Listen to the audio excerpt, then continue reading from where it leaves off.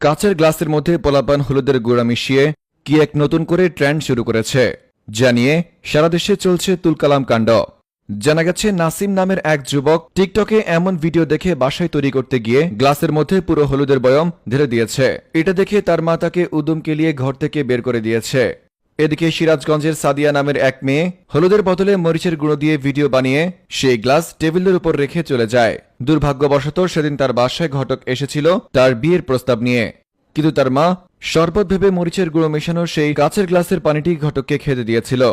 অতঃপর ঘটক মরিচের গুঁড়ো মেশানো সেই শরবত খেয়ে সাথে সাথে সেই ঘটকের পেট খারাপ হয়ে যায়। এক পর্যায়ে ঘটক সাদিয়ার বাসা থেকে বের হওয়ার সময় সাদিয়াকে জোর গলায় বলে যায়, কোন ষাঁড় নাতি তোকে বিয়ে করবে আমি দেখে নেব।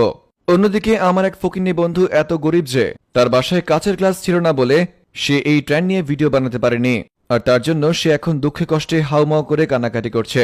ফেসবুকের এমন অদ্ভুত ট্রেন্ড নিয়ে বিস্তারিত দেখুন রিপোর্টার কাতারে থাকা ভাতারের রিপোর্টে।